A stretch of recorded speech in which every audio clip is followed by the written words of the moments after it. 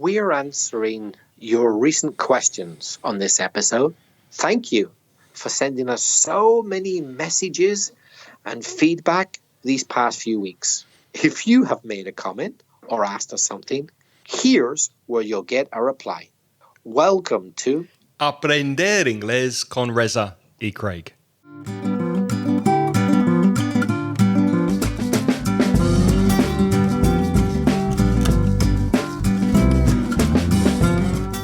Hi, I'm Reza. And my name's Craig. And with nearly 50 years of teaching between us, we'll help you improve your English and take it to the next level. How are you, Craig? Considering the current situation, I'm not too bad. I'm very well. How are you and what have you been doing? Well, Craig refers, of course, to the lockdown, the social confinement. You're not allowed to leave the house. Coronavirus. We're recording with the coronavirus lockdown. So, under the circumstances, I'm doing quite well myself. Here I am recording a podcast. So, life goes on. Okay, Craig and I can't meet physically, but via internet, we can still record podcasts. I'm lucky I've got Coco the dog, so I'm allowed to go out 3, maybe 4 times a day for a walk for the sake of the dog. So I'm pretty lucky, Craig. I'm very, very envious. I wish you could send Coco. Can't you send Coco by post over here to me once or twice a day so that I can take him for a walk? I have been watching far too much Netflix lately. I've become a Netflix addict and I've just finished season 3 of The Crown, La Corona, The Crown on Netflix, which is very, very good. I thoroughly enjoyed it and I learned a lot about the royal family, the British royal family. Have you seen it? No, but I've heard it's really good, but I haven't seen it yet.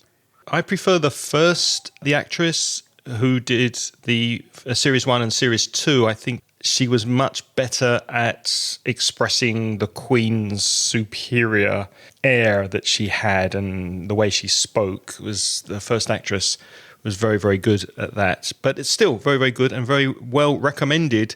Watch it, please, in English with English subtitles, and I think you'll enjoy it. Yes, come on, it's got to be English. You can't watch the Queen speaking Spanish. It wouldn't be the same. That'd be crazy. Definitely not. Reza, we've been corrected. We've got some feedback from Anna, who rightly corrects something we said on episode 298, which was the one about Mexico.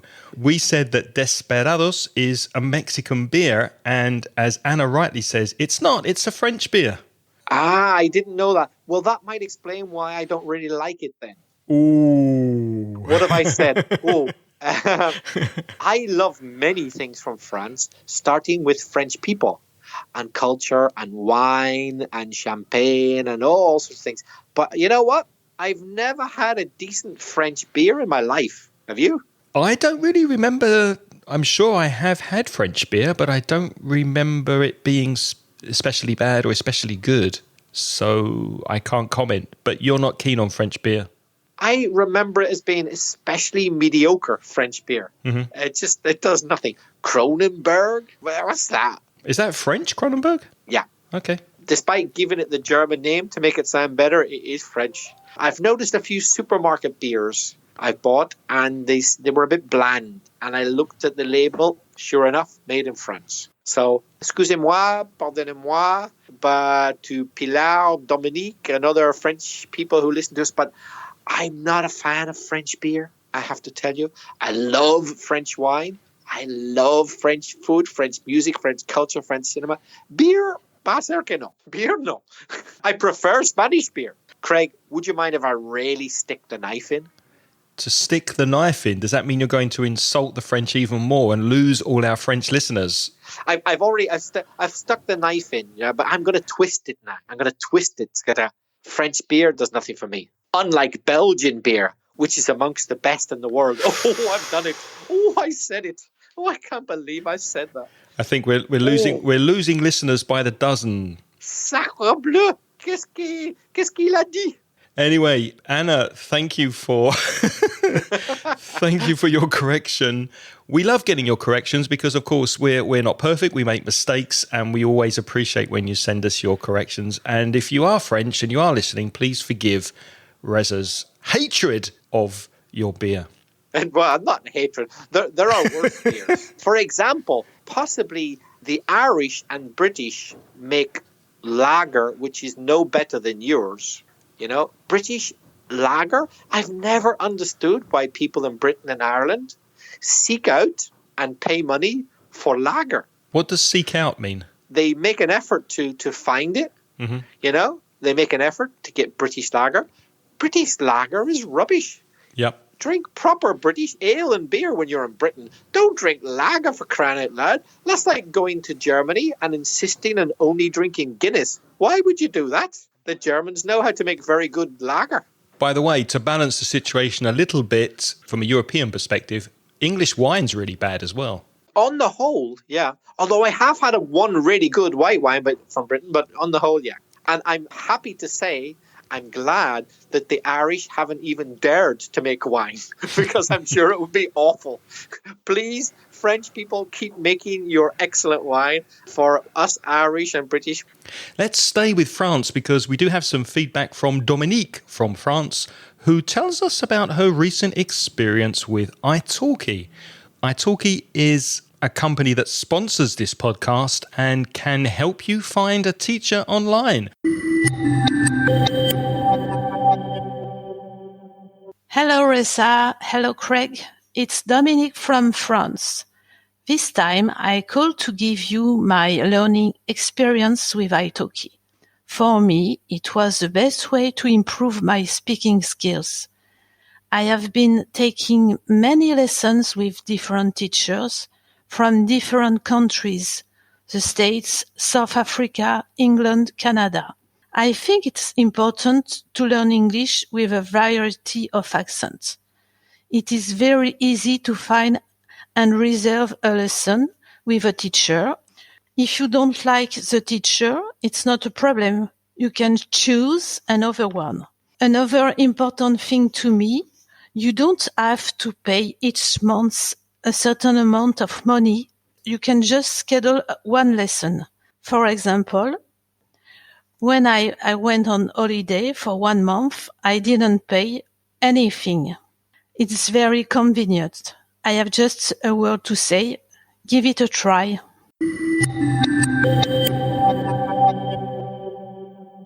Thank you very much, Dominique. That's incredibly useful for anyone thinking of going to italki and learning English while they're stuck at home during the coronavirus pandemic. Any comments on Dominique's message, Reza? Well, first of all, let me say that, Craig, about our request to see if Kronenberg Beer wanted to sponsor the podcast, they said no, surprisingly. Yeah. They said no, absolument no. I don't think Desperados will be sponsoring us anytime soon either. No, they're not that desperate, are they? Dominique, that was a fantastic message. Thank you very much. Merci beaucoup. And we're really happy to get your feedback. Your experience is the same as mine because, listen, all I said before was a joke. I tried italki myself and I had a great experience. Learning French with a French teacher, Learning French with a French teacher, and I also had a very, very good experience. So I identify with everything Dominique says. If you're interested in looking for an English teacher with italki, they are offering to listeners of this podcast a $10 free credit when you sign up and pay for your first class. So please go to the show notes at inglespodcast.com/309. Click on the italki image or the link, and that will take you to the website to sign up and find your teacher. And Reza and I would like to thank italki very much for sponsoring this podcast. And if you have a similar experience to Dominique, or maybe a negative experience, we'd also be happy to hear from you anything to do with italki, because we'd like to know about the services we are recommending to you. What's next, Reza? We've got some feedback. Let's start with an audio message from not too far away, from Valencia.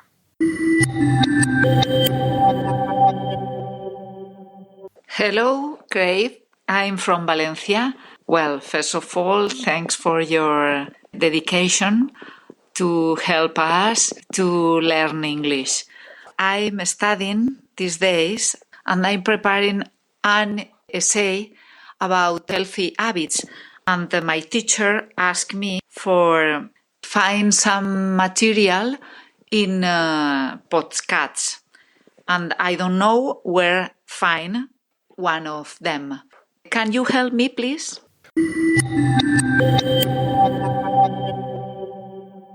We don't have a name of the person who sent this message in, but thank you very much, whoever you are, for sending in your message. And I do apologize for the delay in giving you feedback on your comment. But obviously, with the problems we're having with recording and the virus, etc., it has been a few weeks. But I did search online for you, and I found some recommendations on healthy habit podcasts. There's the Optimal Health Daily Q&A with Dr. Neil Malik, and there's a link to this and the other recommendations in the show notes at inglespodcast.com/309. Another good one was Healthy Habits podcast with Dr. Anderson, and one that I had heard of before that I very much recommend because I've read his book, Jeff Sanders. Jeff Sanders has a podcast called The 5 a.m. Miracle. And Jeff wrote the Miracle Morning book, which is all about how to make the best use of your mornings. And I found those podcasts just by Googling Healthy Habits podcasts, and I listened to them to make sure that the level and the quality was okay for English learners. So however you're listening to this podcast, whether you're listening on the internet or on a podcast app, on an iPhone, on Apple Podcasts, on Stitcher, on Spotify, wherever you're listening, you can always search for your hobby or an area of interest and then put the word podcast, and I'm sure you will find podcasts that will help you improve your English. Craig, we've also got a comment on the English podcast website, and that comes from Isabel Chamorro. Shall I read it out? Yes, please. She has written, "Hi, Reza and Craig. As you have said in this podcast, there are at least 2 songs where the third person of present simple is used in the wrong way. I send you the lyrics of Captain Sunshine by Neil Diamond. Rather than I send, better to say I'm sending you. Captain Sunshine by Neil Diamond. He uses the word do instead of does, and make instead of makes. So do is not the third person singular, does is, and makes with S is in third person singular. But Neil Diamond doesn't do this correctly. Isabel writes, I think they do that because of the rhyme, don't they? The rhyme? Good question. I don't think it's because of the rhyme. Shall I read the words first so that people who are not reading the show notes can get an idea of what Isabel means? Okay. So these are the lyrics to the song that Isabel is referring to, okay? Captain Sunshine, make me drink wine. Make me feel fine when I'm feeling wrongly down. He don't take much. He don't make much. But to be such a man as he, and walk so pure between the earth and the sea.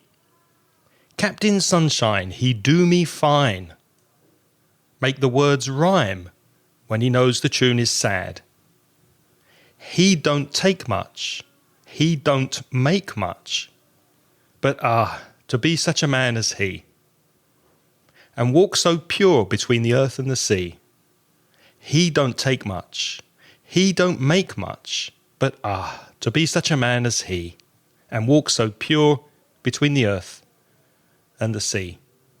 If you'd like to read those words, they are in the show notes at inglespodcast.com/309. And we've also put a link to this song on YouTube so that you can hear Neil Diamond singing it.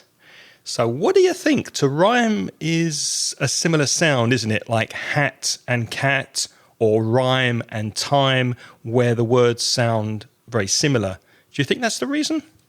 No, I don't think it is, Isabel, and I'll give an example why. Let's go back to something, to a line or two that Craig said. He don't take much, he don't make much. That, of course, is incorrect grammar that Neil Diamond uses. The correct grammar would be he doesn't take much, he doesn't make much. But both versions rhyme. The correct and the incorrect grammar, he don't take much or he doesn't take much, there's rhyme in both of them. We still have the words take and make, which are unchanged. It's just the words don't or doesn't which change. So I don't think it's a question of rhyme. What do you think, Craig? I agree with you. I think it's more maybe colloquial use, because there are some ways of speaking English in particular parts of the world where the grammar is not standard grammar. It's different. It's not necessarily incorrect, but it's not the same as you would find in a grammar book, for example. And there are some parts of the US who would say something like, hey, Reza, you be bad, man. Hey, we be cool podcasters, bro. Yeah. We be cool, not we are cool. We be cool. So you can play with the grammar, sometimes for colloquial use. And also you get more permission, or what we say in English, you get more license to be creative in art like photography or music or literature or poems and painting pictures. So when you know the rules, you can break the rules in order to change the language a little in this case. Another example would be that classic from the Rolling Stones where Mick Jagger sings, I can't get no satisfaction. When everybody knows it's I can't get any satisfaction because it's a negative. That's the correct accepted use. But you can change grammar in songs for particular effect. Another reason could be, maybe, I'm not sure, but it's possible that Isabel has confused two words. It's just a theory. Maybe Isabel has confused the word rhyme with the word rhythm. That's possible.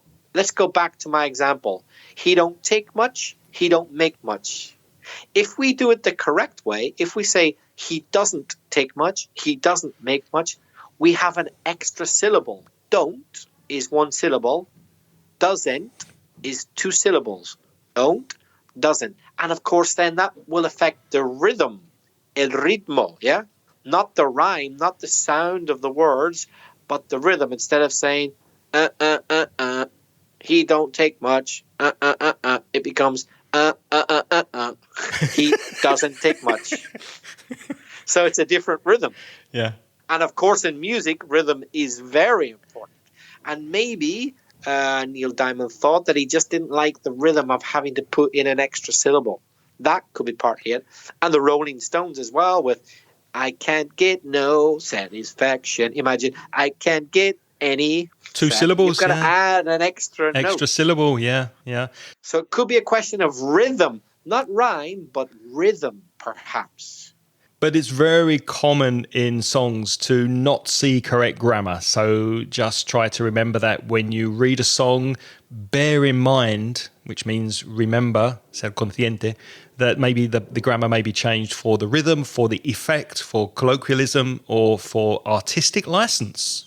Yeah, there's a very, very, very famous example, which virtually all of you will know listening. No Woman, No Cry, that famous Bob Marley song. No woman, no cry. For years as a kid, I misunderstood it. I thought what Bob Marley was trying to say was, if there's no woman, then you won't cry. That's what I understand. That's what he's saying, isn't it? You're wrong. It's not what he's saying. Really? It's because all my life I thought it was, if you don't have a woman, then you'll be happy. I just it for you. Really? Oh, look, I found out when I was about 20, but it's much later for Craig finding out that no woman, no cry is a Jamaican dialect way of saying, oh, no woman, please don't cry. Oh, wow. Don't cry, woman. Woman, don't cry. No woman, don't you cry. Please don't cry. That's what he's saying. No llores. Yeah. So he's addressing the woman. He's saying, hey, you woman, don't cry. He's not saying that somebody's not crying because there's no woman. He's not saying that women make you cry. That's not what he's saying. He's saying to a woman, oh, madam, miss, please don't cry. People in Jamaica don't say, oh, madam, please don't cry. They say, no, woman, no cry. That's completely changed my opinion of that song now. That's completely shocked me, Reza. You see, you're never too old to learn. I didn't think I'd learn anything new today, and now I've learned something new, and it's shocked me completely. I always thought the message was stay single, don't get married, don't get a girlfriend because you will be hurt. That's what I thought for 20 years. Wow, amazing. Next, we have an audio message from Jesus from Murcia.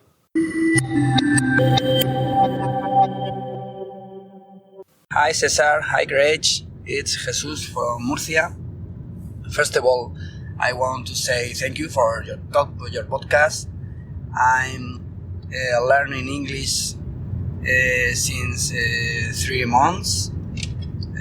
I'm now recording a message for you when 2 months ago I couldn't say any more than hello and goodbye. I'm happy for this. I'm seller in national market and Spanish market, and I want to develop my career.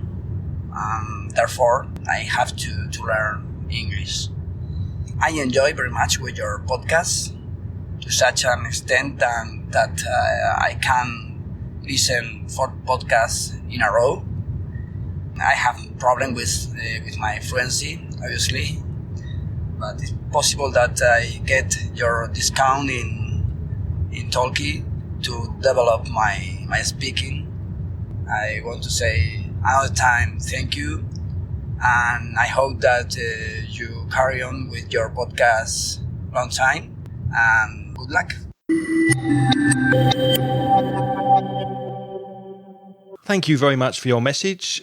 I think Jesus is doing really, really well with his English, considering he's only been learning for 3 months. So congratulations, Jesus. You're doing fantastically well. So keep it up. Keep doing what you're doing, because only 3 months and your English is really, really good.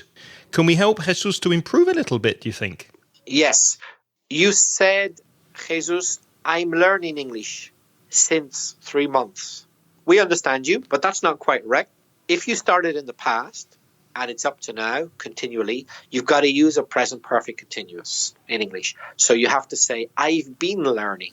I've been learning English for 3 months, because it's a duration of time. For. Since is starting when. So, for example, I could say to you, I've been living here since January. January is when. I've been living here for 7 months. So since, when, and for how long. So Jesus, you should say, I've been learning English for 3 months. Another thing you could improve slightly, Jesus, you said, I enjoy very much with your podcast. These adverbial expressions like very much or a lot, for example, it's better to put at the end of the phrase. So it sounds better to say, I enjoy your podcast very much, or I enjoy your podcast a lot.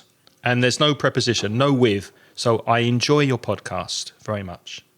Yes, that's a typical Spanish mistake, because I always get Spanish wrong. I forget that it's disfrutar con algo in Spanish. Disfrutas con algo. But in English, it's just enjoy something, no preposition, as Craig said. Another thing you said, Jesus, was I'm happy for this. Preposition again. I'm happy about this is the correct version. You're happy about something. And also, Jesus, at the end of your message, you said, I want to say another time, thank you, which is okay. We understand perfectly what you want to say, although I would probably say thank you again. So just those 3 words, thank you and thank you again. Just sounds a little better. Craig, did he say anything that impressed you? Any really good phrase? Yeah, he used the expression to the extent that, which is a fairly advanced expression, to the extent that. An example would be, I enjoy listening to your podcast so much to the extent that I listen several times a day, for example. Or the expression in a row.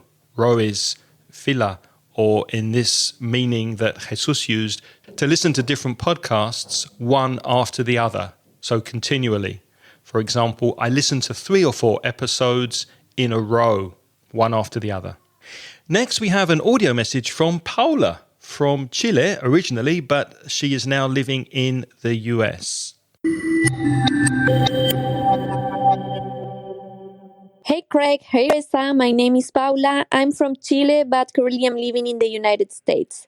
I want to thank both of you because your podcast has been so useful to improve my English, develop listening skills, and learn some new vocabulary as well.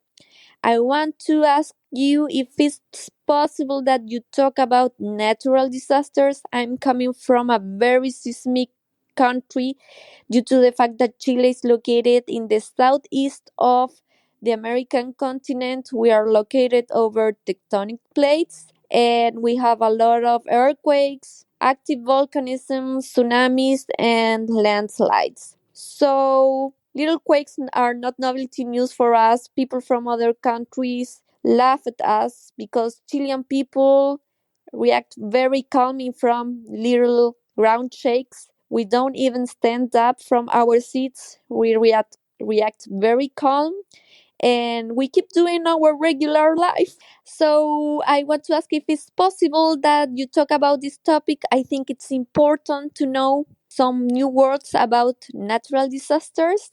And thanks to you again because your podcast it's so educative and useful like I said before. Have a wonderful day. Bye. Thank you very much for your message, Paula. It's lovely to hear from you. Yes, that was a fantastic message. Paula, your pronunciation is very good. That's probably because you're living in a native English-speaking country, the United States. Well done. And I understood everything you said perfectly. And we hope you're keeping safe over there in the US. We know at the moment, as we record this podcast in April 2020, we know that the US is going through a very difficult time. So, Paula, please keep safe. And we hope that things get better very, very soon for you over there in the US. And your English, fantastic. Very, very good. You said something which was kind of right, but nobody would say it the way you did.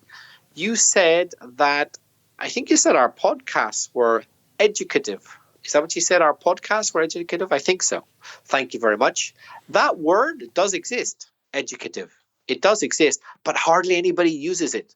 It's a very obscure word in English. It's only for very formal and very abstract situations. So it exists, but it sounds unusual. It's much more common to use the word educational. So hopefully you find our podcasts are educational. Another thing you said, a question of vocabulary, active volcanisms. You were talking about how there's a lot of volcanic activity in your home country of Chile. But volcanism or something like that, that's not the word. It's volcano in English. So there are many active volcanoes in Chile. By the way, the spelling of the word volcanoes, the plural, I had to check myself to make sure if I was right. Is there an E or not an E? So volcanoes or no E? Well, they're both right, is what I discovered. According to the dictionary, volcanoes, plural, can be with E or without E. The reason I had to check this is because there's no fixed rule for this. There are some words which end in O and the plural must have an E. For example, potatoes. The plural, you must add an E. But with the word volcanoes, the E is optional.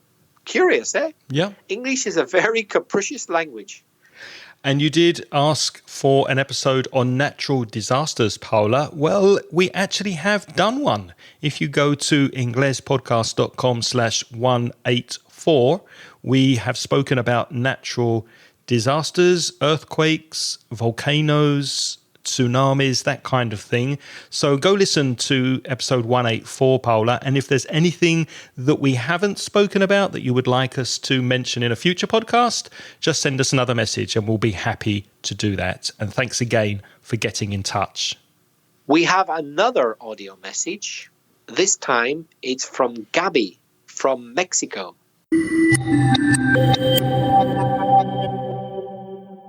Hi guys, this is Gabi from Mexico, and I just wanted to thank you for your wonderful work.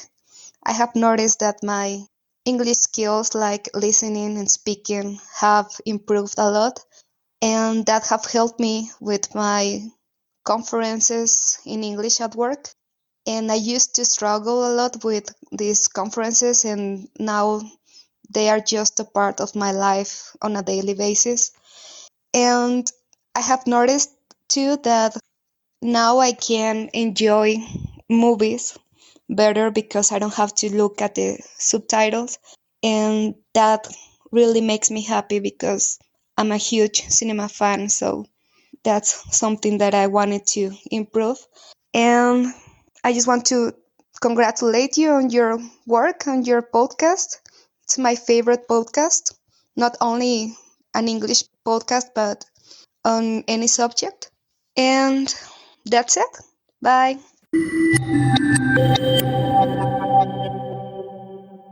Well, thank you very, very much, Gabby. It's lovely to hear your voice. Thanks so much. It really does mean a lot to us when you send in your voice messages, because we don't feel so lonely. We know that people are listening. So please continue to send us your messages so that we can hear you. Just say hi. And Gabby's message was very well recorded, very well spoken. And I particularly liked her expression to struggle with. Gabby said that she used to struggle with conferences. That's any time that you find something difficult, you find something hard, it's a real problem for you, you can use that expression to struggle with. Are you struggling with anything at the moment, Reza? I'm struggling with sometimes getting out of bed at a reasonable time in the morning. So am I. Yeah, me too. Since there's no obligation, I think, why? And I'm struggling to go to bed at a reasonable time. I used to go to bed about 11, 12 o'clock. Now I'm going to bed about 1:30, 2 o'clock. So I'm struggling to keep a reasonable time to go to bed and get up in the morning. It's terrible. Yes, me too. I blame Netflix for keeping me up to 1 or 2 in the morning. Me too, yeah. I watch Netflix on a daily basis, which is another expression that Gabby used in her message, to do something on a daily basis. Are you doing anything on a daily basis that you didn't do before? Apart from watching Netflix, checking my emails on a daily basis. I didn't check my emails on a daily basis before. I checked them maybe 3-4 times a week. But now I'm checking them every day on a daily basis. I'm listening to podcasts on a daily basis. I used to listen to podcasts regularly, but there were days when I didn't. But now I'm listening to podcasts and the news on a daily basis. And now it's your turn to practice your English. Please send us your feedback. You can send us your voice messages via our SpeakPipe service. Go to SpeakPipe, that's speakpipe.com/Ingles podcast, and you have 90 seconds to record your voice message. Emails, Reza? If you prefer to write, you could write to craig@inglespodcast.com or belfastreza@gmail.com.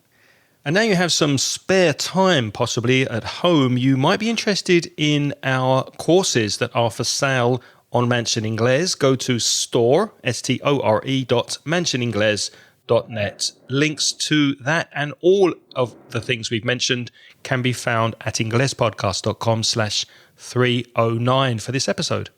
As ever, thanks to all of you who are helping us by supporting this podcast through Patreon. That's Patreon.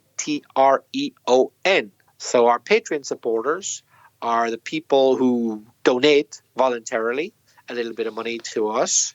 And with that money, we can arrange to have audio transcriptions done so that if you want, you can see all of the words that Craig and I say in the transcriptions. For as little as $1 a month, if you like, you can subscribe to Patreon and you will get instant access to those audio transcriptions.